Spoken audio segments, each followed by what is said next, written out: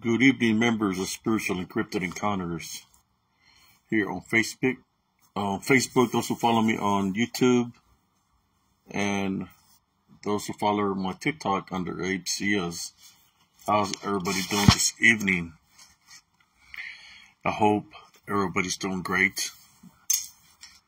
As for me, I just want to share a couple of stories and, just share some of my memories of when I was stationed in the Cav in Fort Hood, Texas. I was stationed in, it was 132 Armor for about a year and a half, and then they changed the colors and they switched to 212 Cav, which was right across the 1st Cavalry Division.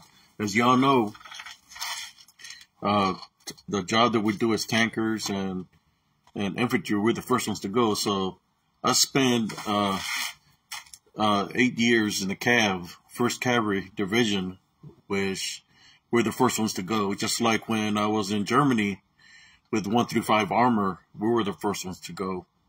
So when you do all this training, we train, and we train to be the best that we can be in order for us to survive in a combat environment. How you doing, Brother Jason? How you doing? Hope you're doing great. So the training we do, it's about survival, right? Especially when you're placed in the front lines, it's about survival. You have to train daily to the best of your abilities, just in case you wind up in a combat environment that after so much training that you do, where there's a lot of offense training, defense training, as a tanker, that's what I was, a tanker, that when you're in that situation, you're going to be able to survive. So the training, the mentality as a soldier is way different than having a 9-to-5 job that you can go home, and it's way different because your mindset can't be worried too much about what's going on. How should I say? You gotta stay focused. So you might get upset a little bit, but since your job is being in the front lines, you don't got time to worry about too many things that's happening around you. Sometimes you lose contact with friends. Sometimes you lose contact with family because you know what's at stake. Sometimes when you go on a deployment, you got to prepare and mentally prepare yourself for the deployment, because some of those deployments that you do, or when you go training, they're kind of, how should I say, get you tired because of the training is pretty realistic that it gets you tired. So you have to set your mindset for that. And the reason you set your mindset for that is because when you do this kind of trainings, anything can happen. Accidents happen. So you have to clear your mind and just be focused on the mission, on what's at hand, what you got to do in order for you to come back in one piece. As we know, there's accidents that do happen when you train, and there's some people that do not make it back. Accidents happen in any environment, but in the military, it's very high. The accidents happen where people do not make it. I only got to do 10 years. I wish I could have done more, but due to injuries from the military, I couldn't do my job as a tanker no more. So I only got to do 10 years while I was in the military. But I learned a lot of things. I have a lot of wisdom and knowledge, how to overcome situations, obstacles. You could say laugh at death and its faith, because you don't got time to have fear in you, right? So when you train and it becomes first nature, you're like a weapon, and you react to what you've trained, and because first nature, so it's an automatic thing. How you doing, cousin Jesus Carvajal? is no difference than when a boxer practices. They train to become a weapon, right? Because they train and train and they become good. Or anybody that does martial arts, you train to become a weapon, to become a master of your craft. No difference than being in the United States Army.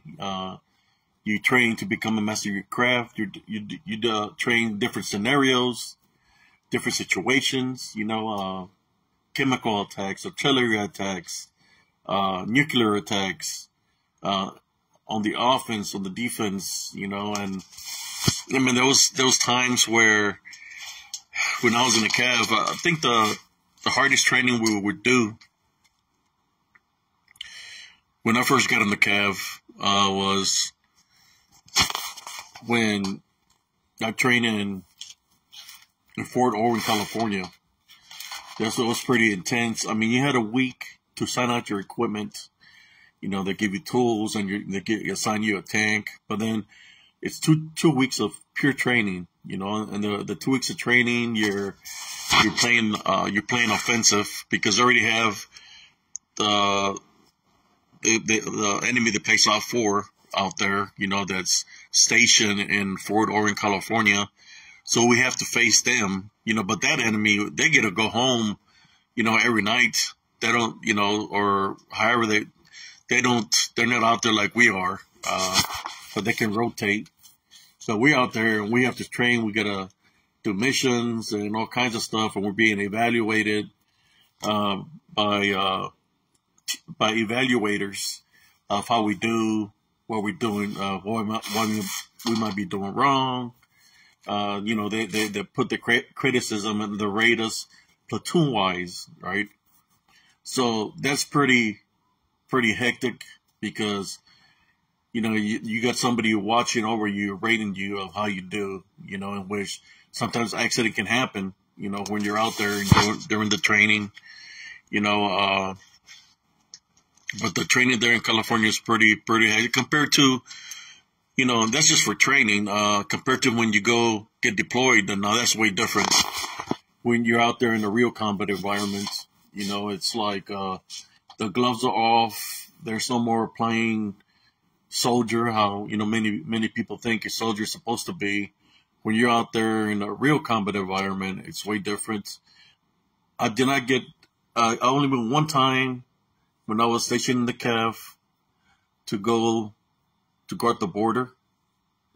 The first time I went out there was when I was in Operation Desert Storm with my other unit crest patch, which was 135 Armor, which I was in combat when we fought the battle of Midland Ridge. So when I went with the Cav, that was back in '95.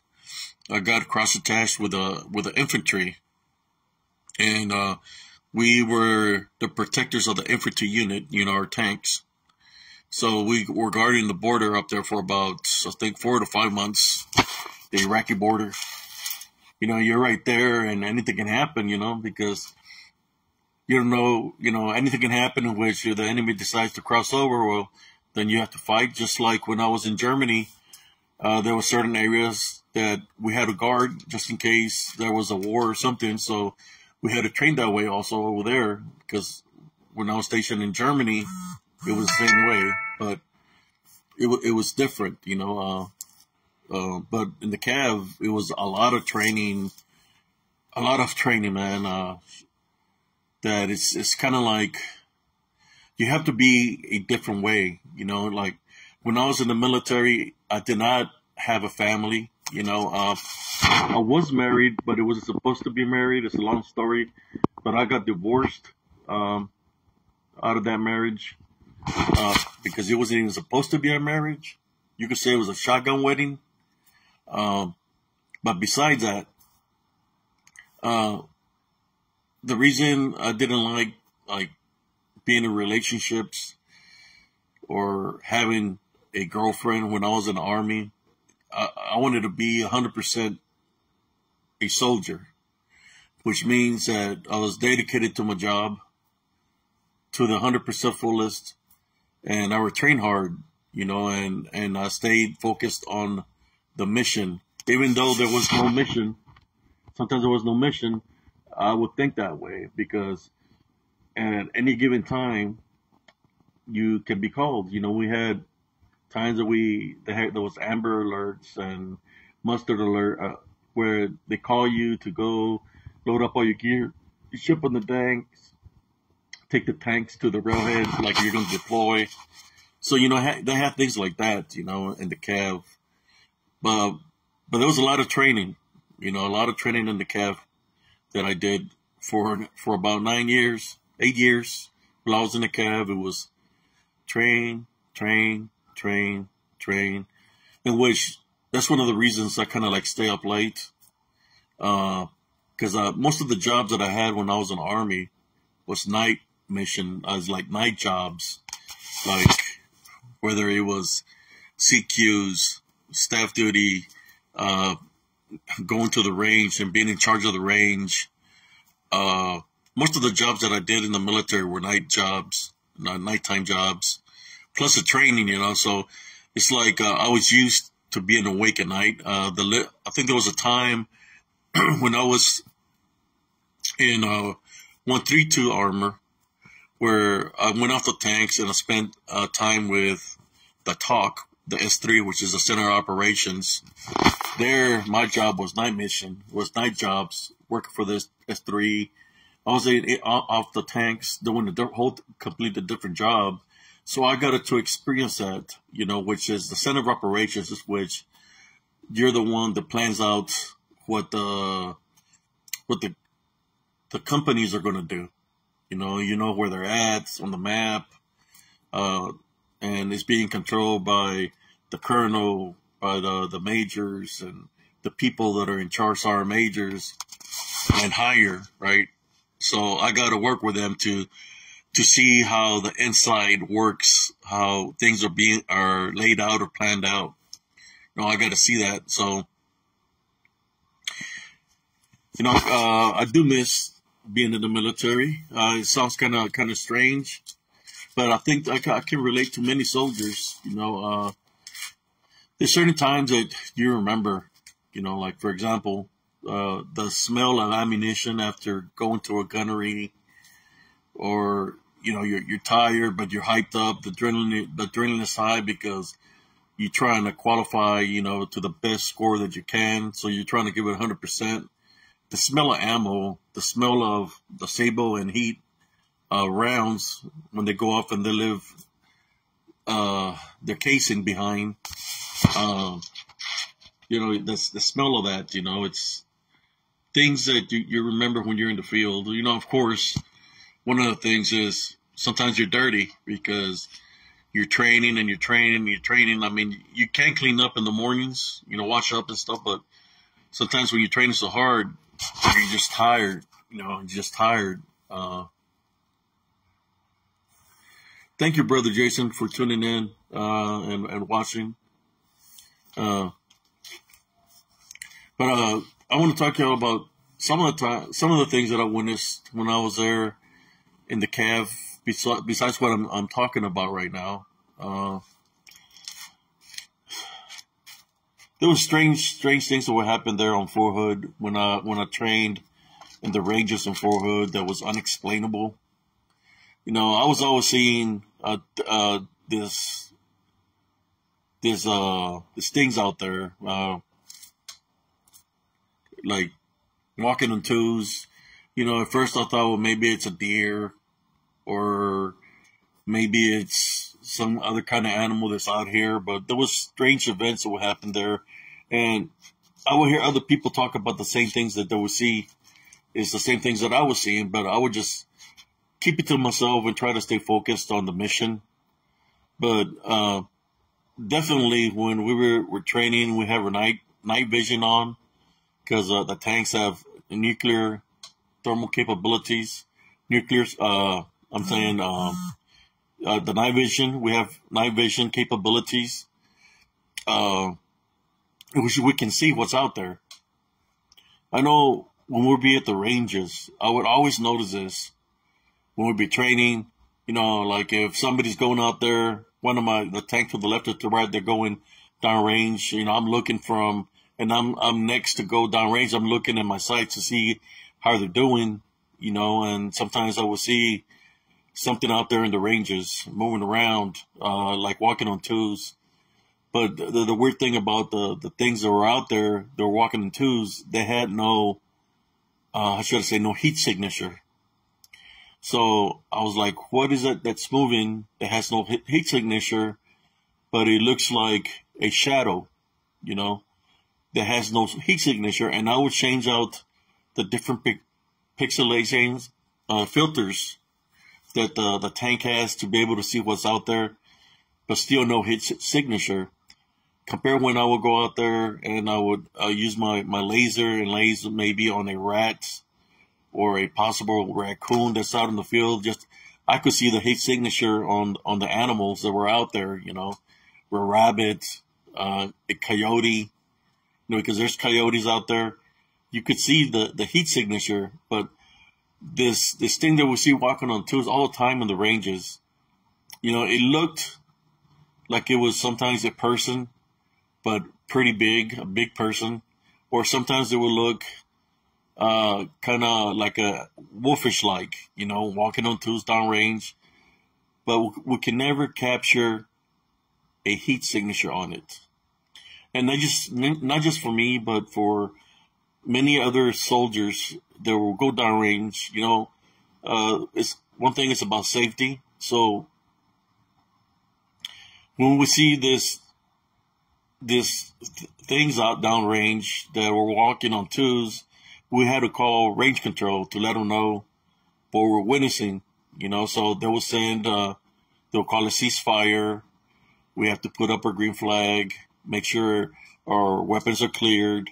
If we had a round in the chamber of the tank, we have to clear it out. So range control go downrange. Nighttime we have a green chem light and a red chem light.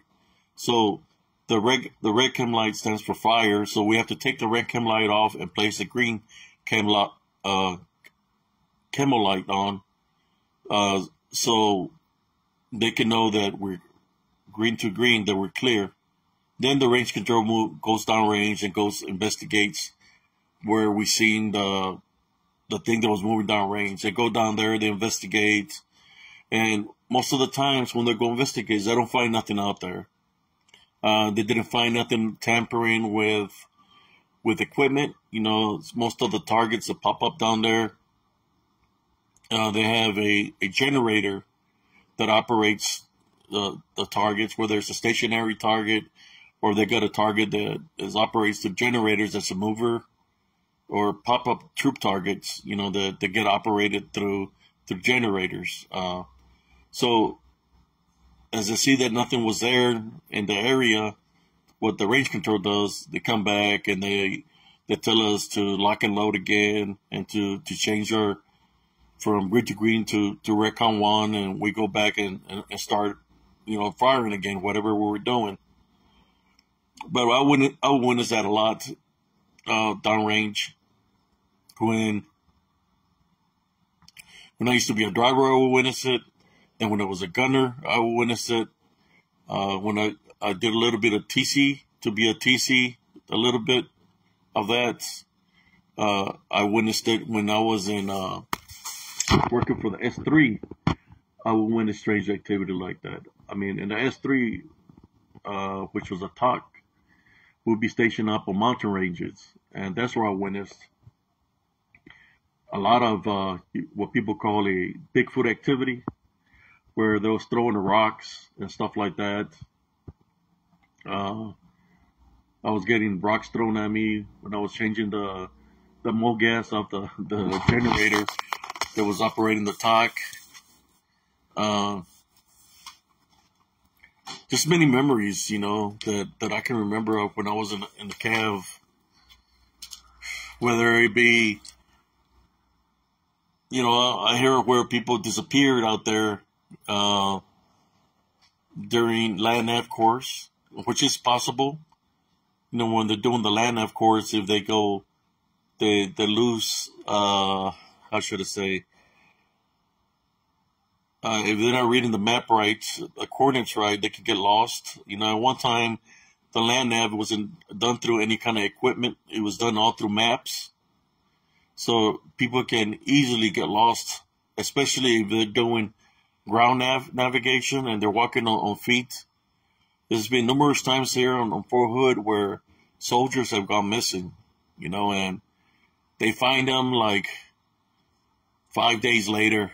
They say that if you get lost, right, to stay in a certain location. So if they send somebody to go look for you, they can find you. But there's been many soldiers that have gotten lost in the land nav courses here on Fort Hood, Texas, when I was there. A lot of accidents that happen in the creeks, where a PC, a tank, or a Humvee is crossing a creek. The creek could be empty, and all of a sudden, it's like a little tsunami coming at you because water that's in higher ground is coming towards you, and you get submerged underwater, in which people die, people drown, whether a Humvee flips, a driver of the tank gets submerged underwater.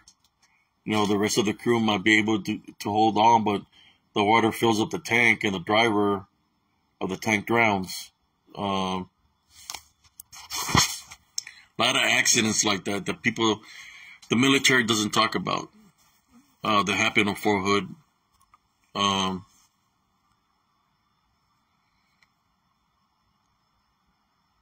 But you hear it all the time where I've heard stories from soldiers of what they experience out there. They would tell me this and that, and I wouldn't believe them at first. I wouldn't believe them about what they would see. There was one time I heard where the soldier said they were doing a maneuver crossing a creek, and when they were crossing a creek, they got attacked by some werewolves. And I was like, what do you mean, by coyotes? By wolves? He said, no, by some werewolves. So we're getting attacked. And what people don't understand is when you do some of this training in Fort Hood, you don't have no live ammunition when you're training in Fort Hood because it's just training. So they really don't have nothing to defend themselves against what's out there. Not unless they have their own personal weapon, which they're not allowed to have. But I've heard stories where people have been attacked by unseen force, especially at night, where they get surrounded and pieces of wood gets thrown at them, pieces of, rocks get thrown at them, and they're hearing all kinds of noises around them, growlings, and then when they wake up, sometimes they'll find a dead animal, like a dead cow. There is cows downrange on Fort Hood. So they'll find a dead cow with a missing meat where it's ripped out, and they find dead animals in that nature out there. I know in Fort Hood there is definitely bobcats. So, most of the people say, well, it's just the bobcats that are out there. But I don't think bobcats can walk on twos, of what I witnessed out there. And they have no hit signature. Bobcats have hit signature. Anything that's living has hit signature. I know there's one person here. Is that you, Cousin Jesse? Jesus Carvajal, is that you? I'm just sharing some stories, Sound like a miss. The best time to sleep on the tank would be around this kind of weather, where you sit on the back deck. The back deck is fresh because the night is fresh. So you sleep in the sleeping bag and you look at the stars. This is like the best weather. It feels like it's air conditioning compared to when it's hot. When it's hot, it's like you have your sleeping bag unzipped and stuff like that because you're trying to stay fresh. That's one thing about people don't understand about sleeping bags is the sleeping bags, the best way to get the best thing out of a sleeping bag, especially when it's cold is to sleep butt naked in the sleeping bag, because your own body heat will keep you warm. That's how sleeping bags work. Your own body heat will keep you warm. Instead of you sleeping with clothes on in the sleeping bag, take all your clothes off. It'll keep you warmer. When you wear BDUs inside the sleeping bag, because you think it's going to keep you warm, it's just going to make you cold. Compared to when, because of the sweat, you're going to sweat and you're going to be cold in there. You're not going to be warm. So you take off your BDUs and just you're naked in there. It keeps you warm, But at the same time, what I would do, I have a wet weather bag, and I'll put all my BDUs, my equipment right beside me. The only thing that I would keep inside my bag is, because it was my personal weapon, would be my 9mm. I would keep it inside my sleeping bag with me towards my feet. So like that, nobody will be able to try to steal it or take it away from me. You're held accountable for your personal weapons.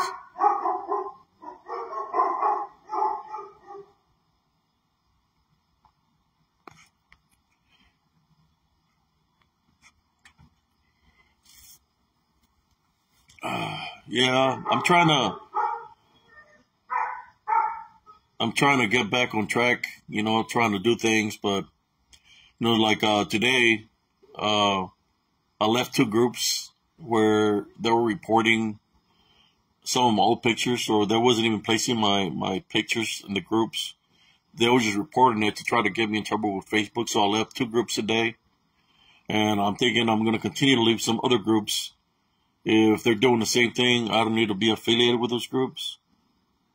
But, with all the things happening, I could see how people are affiliated with each other, what the main goal is, what they're trying to do. I can see right through that. But I'm going to continue to do what I do here in Spiritual Encrypted Encounters. I'm not going to stop from doing what I do.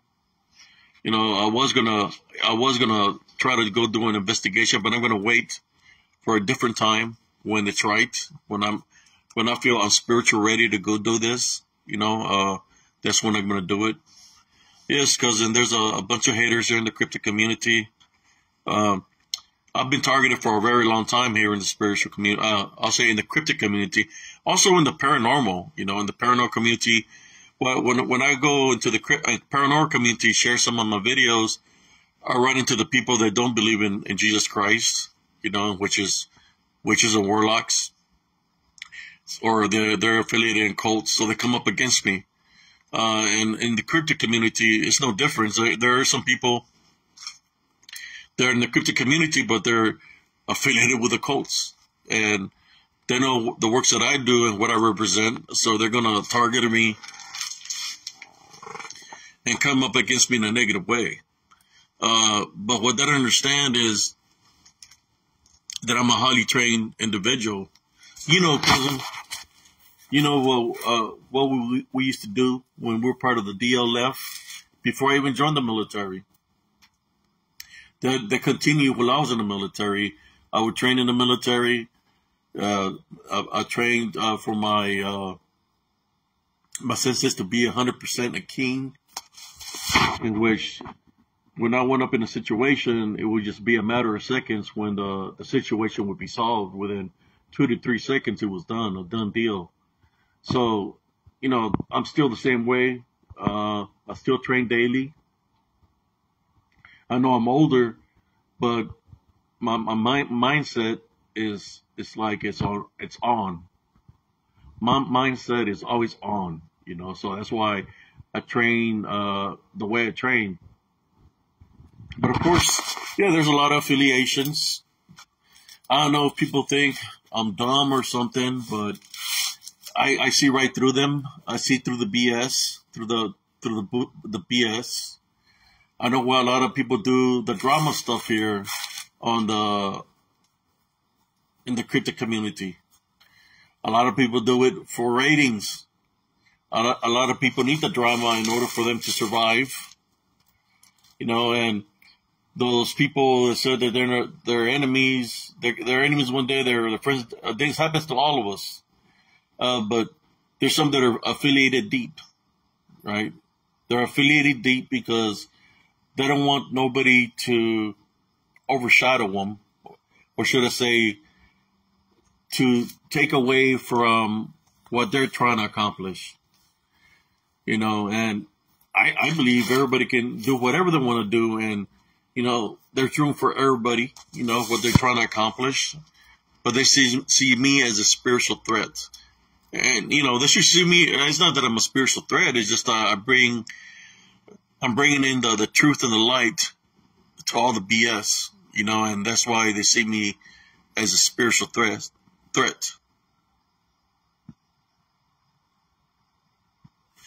Yeah. Well, it's a battle between good and evil, cousin, the yin yang. I've been fighting all my life. So it's not more than a minute. I've been fighting all my life spiritually. If you remember all the way from what happened down there in where I grew up, or where we grew up, or you lived there with us for a little bit, I've been fighting all my life. It's never stopped. Whatever was happening over there back then, before I joined the army, I still kept on fighting this unseen spiritual war. It's kind of like I had a target on my back, so whatever happened in the military, whatever happened in Elms Grove, whatever's happening right now, it's a continuous battle, but I know how to handle the situation, and sometimes you have to go with the flow of things, right? Like water. Go with the flow of things. And sooner or later, if it's rough waters or rough ocean, sooner or later the waters will calm down. And when the waters calm down, you'll be able to see who the enemy is, because they'll be revealed throughout the storm, right? That's why I stay calm and relaxed.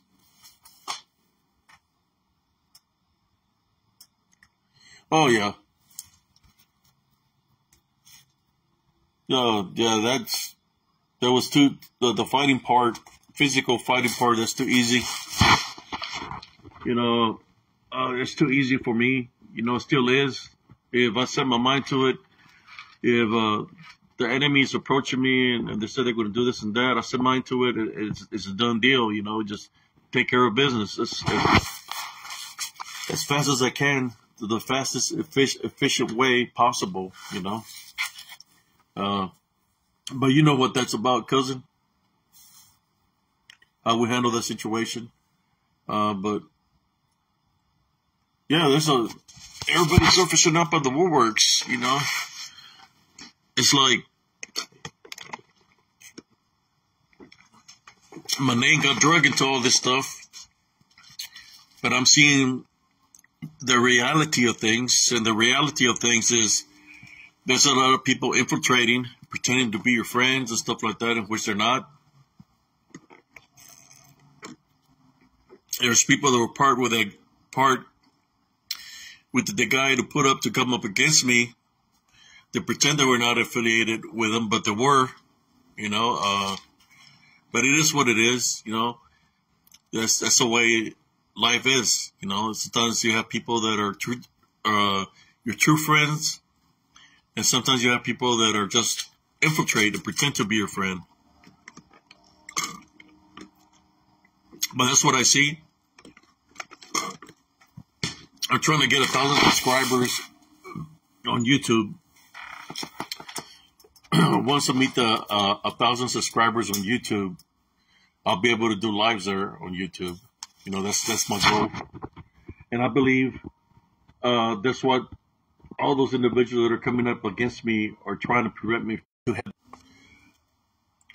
They don't want me to have that platform. Yeah, I'm getting interrupted. Keeps on getting interrupted. They don't want me to have that platform to be able to speak, go live on YouTube. But eventually, one day I will. For a long time, they kept on trying to interrupt for my group to grow. I know that they were causing interference for my group to grow by reporting me, keeping me from posting anything. All that counts against you and Facebook kind of stops promoting your page or your group. So I had people doing that all this time. They've been doing this. So they've been trying to do something of that nature on YouTube, but my YouTube channel is growing because people listen to the podcasts that I get involved in, that I do with the people that invite me through the podcast, whether it's through podcasts or just through the phone, or podcasts where people invite me to come out on their shows. The show I came out on, this was Harness Season 3, Episode 2. So they get to know the real me, you know. Me, I don't have time to be making up nothing. You know, all the things that I say are truth. I just share my experiences and what I go through. That's how I'm getting, my numbers are growing up, because people are beginning to know who I am. There's some that listen here on Spiritual Encrypted Encounters.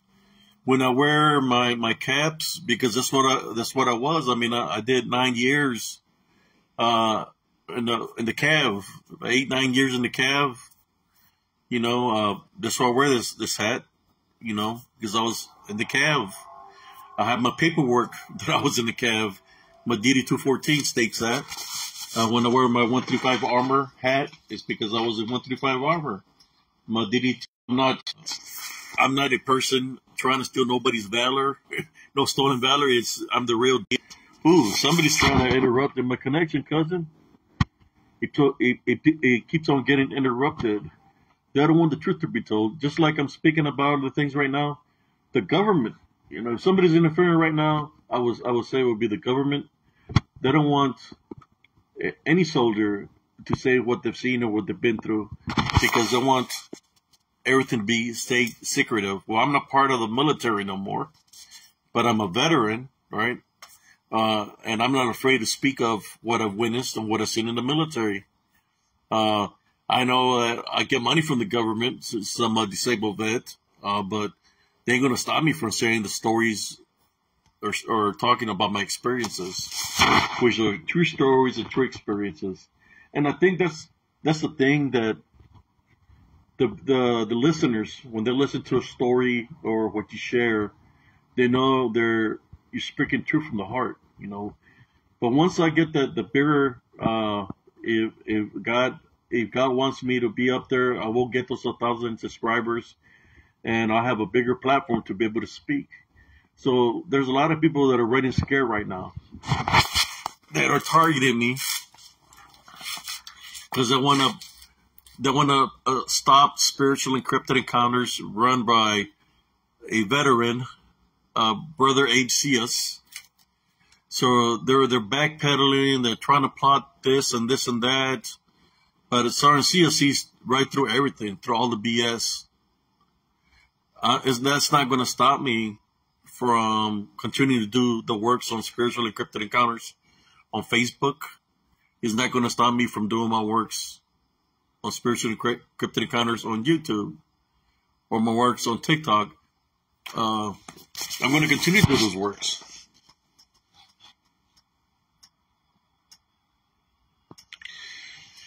Right now, I'm just halfway there. But like I said before, like on Spiritual Encrypted Encounters on Facebook, it's growing. The one that was causing a lot of, where they were targeting me a lot, was on Facebook. On Facebook, they were targeting me big time. But it's like I'm leaving the groups that were reporting me daily. You know, I'm looking into it deeper, and I'm leaving those groups. I know who they were. I know who the admins were, who the moderators were, the moderators. So I'm leaving those groups. But I'm going to continue to do this work. And, you know, what's sad about that is a lot of these people that are enemies with certain individuals now, they used to be friends at one point in time. They used to be friends at one point in time. They were affiliated with them at one point in time. So it's kind of like a dog-eat-dog world. Me, these people that are affiliated with certain individuals, they were never my friends, because I could see right through them. But it's sad how certain people are affiliated with people that they supposedly are enemies now, but at one time were friends. Makes you wonder how crooked the cryptic community really is, what the main goal is. Makes you wonder if stories that are being said are real, by people that are affiliated, that were once affiliated by the people that are backstabbing them now, Makes you wonder what's legit and what's not. Makes you wonder what kind of trash, when you have an affiliation like that, what kind of trash somebody's got on somebody, And I think that's what it boils down to. But, I'm just seeing this. I'm just seeing this from the sideline, I'm not trying to judge anybody or anything, but I just call it for what I see. And it's crazy, it's crazy. I'm just growing, I'm not trying to compete with anybody in any kind of way. And I've said this since the beginning of Positive Spiritualist, before I even created Spiritual Encrypted Encounters. I'm just trying to do my thing that the Lord wants me to do. Jesus Christ guides me to do this, and that's what I do. I do this works because I'm being guided spiritually. So, of course, when you're being guided spiritually, you're going to have the enemy, whether it's coming at you unseen, that's trying to prevent you from doing those spiritual works, or if he uses people that are affiliated with that unseen force to come up against you to try to stop you from doing the spiritual works. But I know that with God on my side, that I will reach my goal sooner or later. That goal will be met. It's just a matter of time. It probably already reached that goal a long time ago, but I placed my group on private, on Spiritual Encrypted Encounters, because of all the trolls. They were trying to attack me. They were trying to attack my group in that manner, but I had put it on private, so they wasn't able to attack my YouTube channel that way. If I would have been in public, I would have already met my goal a long time ago. I believe that 100%. But, just a matter of time that I reach that goal. Yeah, there's a lot of fake people in the cryptic community, man. I'll tell you that. Fake people, they like drama, they like gossip. It's ridiculous, It's kind of like the person that I was in a group that I was trying to help out. I think he only had like 300, not even 300 members. I don't know how many members he had, but he sent me a message today that he needed to talk to me because I said something about him. And I was like, man, I never said nothing about you. I mean, what's up? What are you talking about? Are you sending it to the right person? He never responded. But I think it's because he was affiliated with some of the people that are coming against me. So there's just one group I left. And then there's other groups that I'm going to leave also because of the affiliations of what they're trying to do. I'm just going to go to the groups where I feel that the people in charge are trustworthy, that I know for sure. That's what I'm going to do from now on. Every time somebody invites me to a group, I'm going to make sure I check out who the admins are, the moderators are, because if there's certain people that have come up against me in a negative way, I don't want to join those groups. But that's how they get you, That's how they try to attack.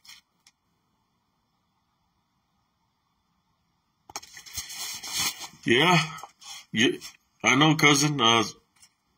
Some of those people that are coming up against me are affiliated with Carlito, because he sat him on his show and stuff like that, cousin. So it's kind of like I'm stuck there, I'm like, he's doing shows with his guys that are coming up against me, but then it's like I don't know who to trust. You know what I'm saying? But Carlito hasn't come up against me in a negative way to not to trust him when we done shows together. But some of the people that he sat on the show are the people who are coming up against me.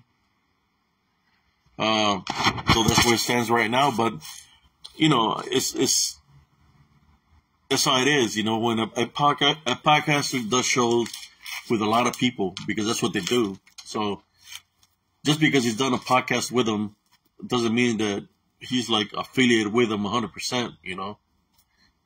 If he was affiliated with them 100%, well, I wouldn't be on his friends list. And he wouldn't want to do a show with me. He wants to do a show with me for October, for Halloween.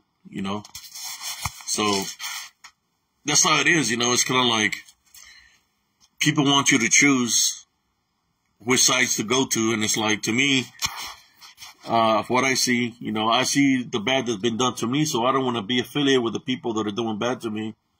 I want to stay affiliated to the people that are being cool with me, that accept me. But it's like I don't want to be with somebody that doesn't want to accept me as who I am or what I bring to the table. So that's why I do my own thing. That's why I'm speaking right now. But sooner or later I will go back, boots on the ground out there. Just right now it's not the time to do that. How you doing, Sister Holly Vincent? One day I will go do the boots back on the ground. I think there was a video where you were there, cousin, when I found the truck out in the woods, where I found keys and a wallet in the truck. It was a green Chevy truck, and I was yelling for whoever's truck it belonged to if they were there, but nobody responded.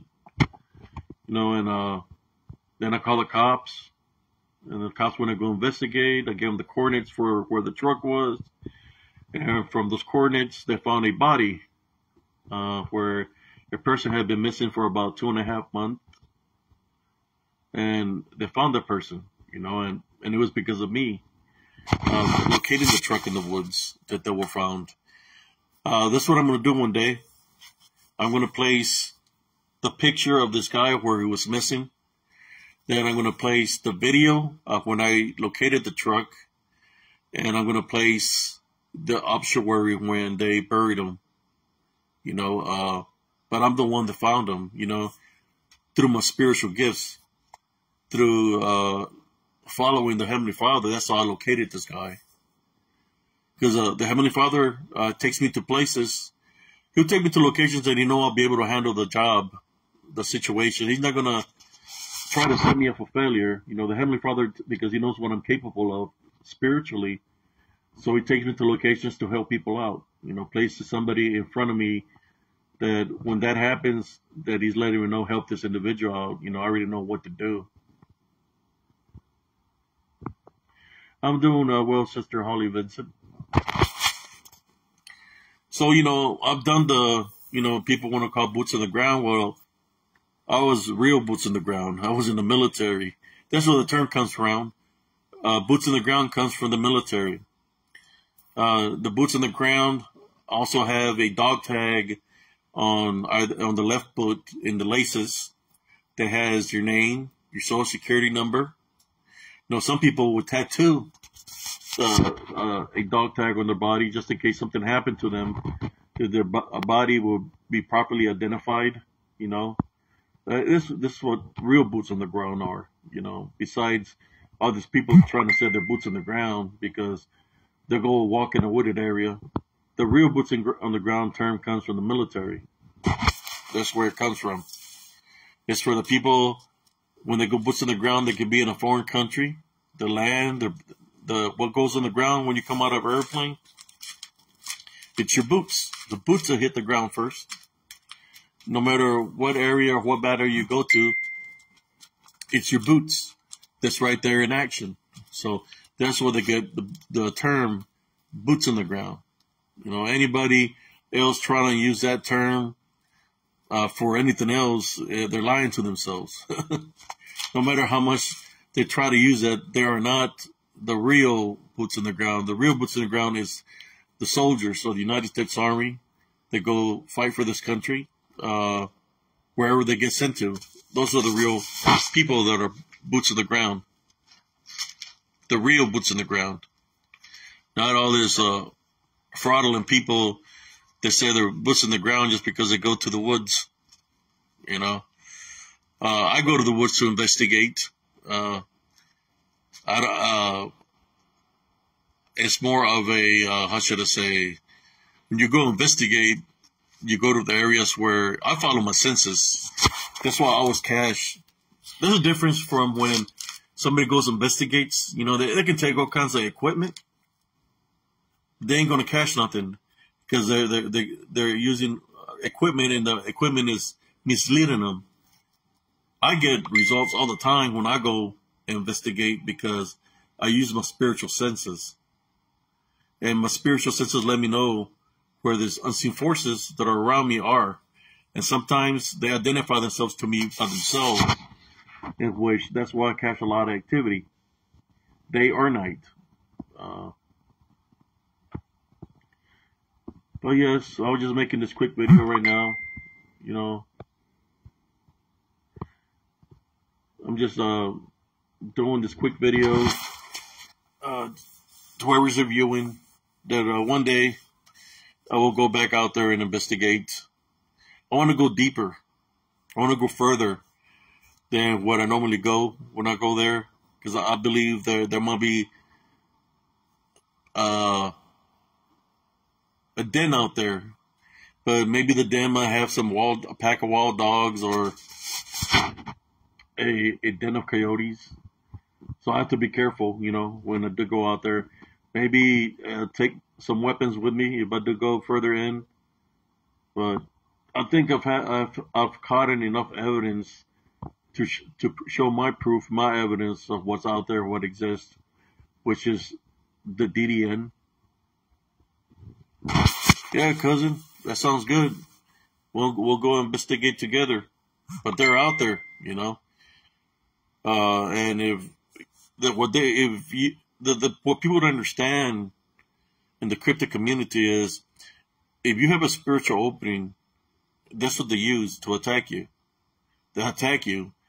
You'll feel lightheaded, like you feel like something entered your body, like you're being possessed, because that's what they do. They'll attack. If somebody has a spiritual opening, or they haven't asked for forgiveness or repenting for their sins, they'll use that against them to attack. You know, how do I know this? Because they tried to do it to me. What happened to me in Elms Grove? That's what they were trying to do. They're trying to take me out, because they knew what my real calling was. They knew this. So I said, let's take him out right now that he's vulnerable, that he's got the spiritual openings. Well, I made sure I closed the spiritual openings, and I'm still here speaking, talking about it. There's a lot of things the cryptic community doesn't understand. You know, they want to talk about different things, different perspectives. You know, some people have been out there, but they haven't been out there the way I've been, where I'm sensing what's around me. What I'm sensing around me, they identify themselves to me, and at times they'll speak. They'll say certain names, like, for example, demon. They make pig sounds. They make different animal sounds mixed together, which, when it's making the pig sound, to me, spiritually, that's the Legion. Because you remember, Jesus Christ cast them into the swine, or the herd of pigs, to the swine. So when I hear it making a pig noise, it's already identifying itself to me of who it is. They don't even have to say who they are. Just by the noise of it making of the swine is letting me know it's the Legion. We tie, bind, and rebuke it in Jesus Christ's name. So they identify themselves to me in that manner. And the only way somebody can understand that, it would be if somebody would be spiritually knowledgeable. And that's my conclusion of all the times I've gone and investigated out there. So that's what's out there, is that itself in invisible form, unseen form, or you could say disembodied form. You know, that's what's out there. and I've captured it time and time again in beastly form. They look like werewolves of some sort. Sometimes they look like trolls. Sometimes they look like different kinds of things. But it's because they come in many sizes and forms. They can manifest that way. See, that's the thing right there that I remember when I first came into the cryptid community, bringing the spiritual aspect out of it. I was targeted by everybody. Everybody was targeting me. They're like, oh, this guy doesn't know what he's saying. This guy doesn't know about this and that, you know. This Christian guy and all this stuff, you know. And I was hearing it from everybody. Everybody was attacking me, you know. But now, after so many people saying their stories, people are finally coming to the conclusion that the person that were attacking was being truthful, right? What I was bringing to the table was real. So now a lot of people have changed their minds. But, you know, as people are arrogant, they forget what to say. I remember what to say. And a lot of these people that believe the cryptids to be 100% flesh, now they claim, after I first brought it to the table, now that they're claiming that they're the ones that always believe it was spiritual, in which they never believed it was spiritual. Some of them didn't even believe in God. So I think it's kind of funny how this works, you know, how people try to backpedal what they really said. Me, I've what I said since the beginning, when I was in Positive Spiritualist to Spiritual Encrypted Encounter, but they, you know, I erased all my information for Positive Spiritualists, then how to recreate my groups.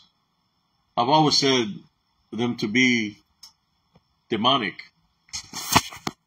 First podcast I ever did, the first podcast I ever did, I said they were demonic. The show that I came out on This Woods on the Travel Channel, Something Is Out There, I said they were demonic. And I still say, they're demonic, this somebody demonic Nephilim. I'm the one that's been saying this all along.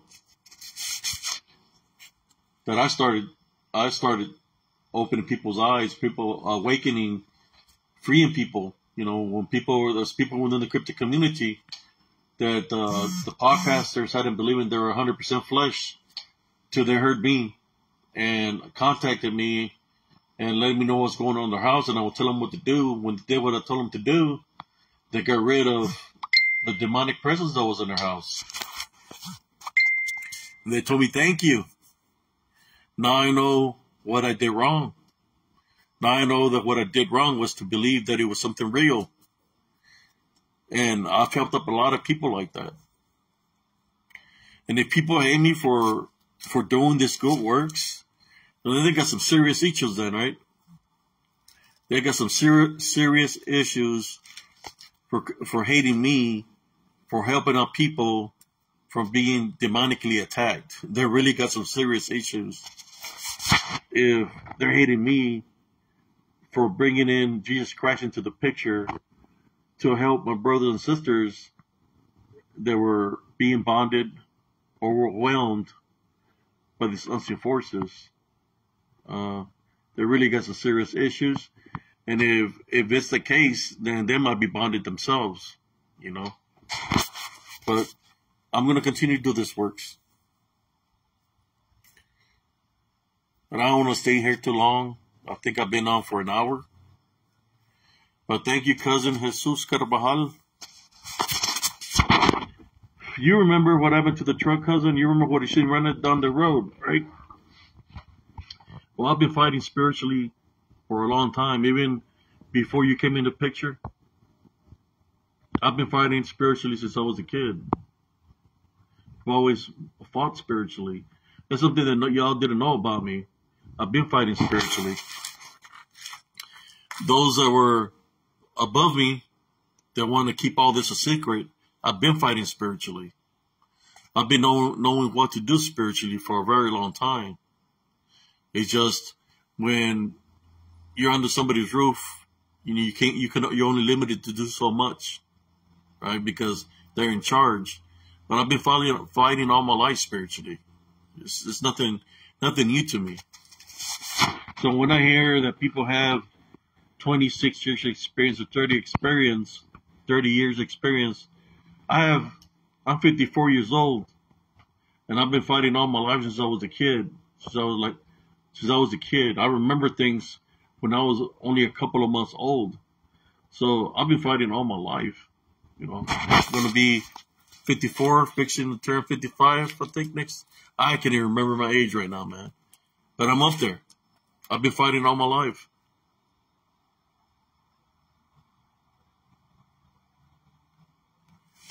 Yeah, disembodied demonic Nephilim. I hear other people trying to talk about the disembodied demonic.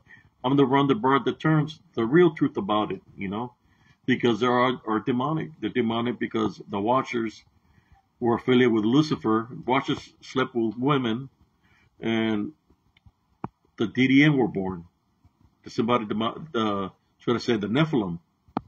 So since the Watchers were affiliated with Lucifer, the fallen angels, right? The 1/3, they're demonic, right? When they fell, they're demonic. So their offspring, which were the Nephilim, have demonic capabilities. They lost their body, but they're in disembodied form, in spirit form.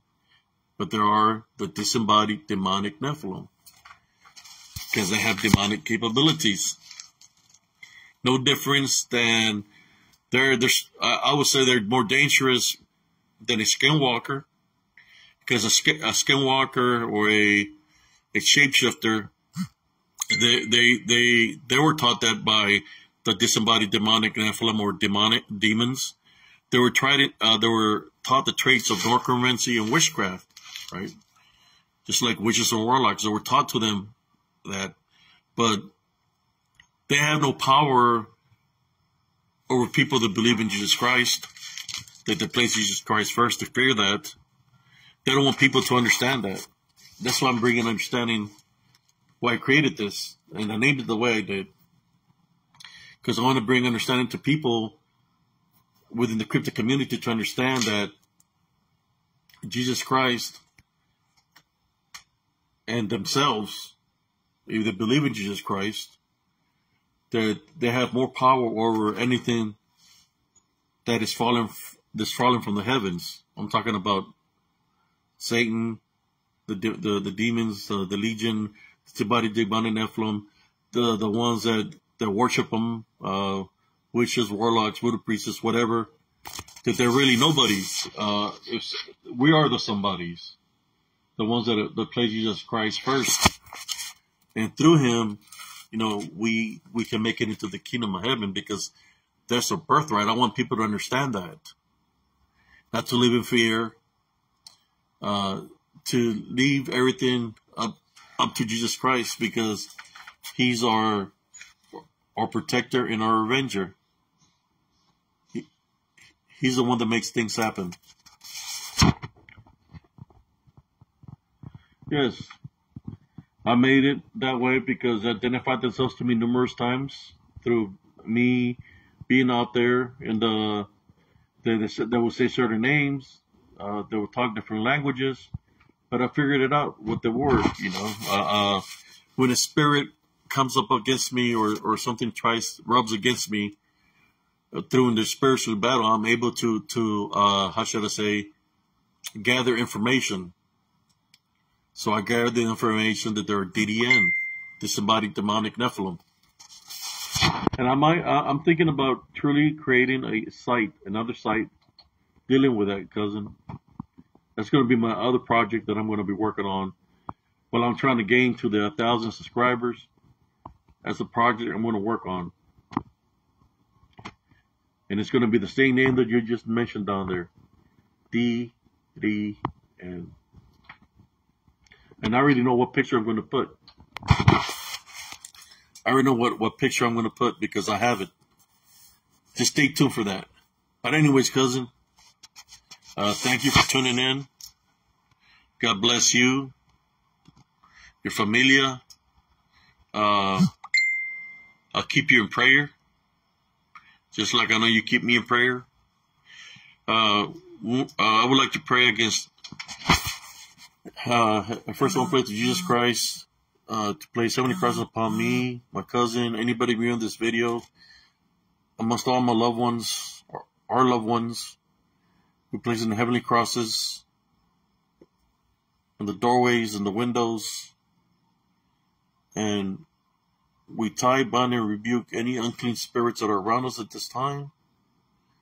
You're not welcome. Around us. We tie, bind, and rebuke you in Jesus Christ's name. This I pray at this time. Amen. But anyways, everybody have a beautiful, blessed evening.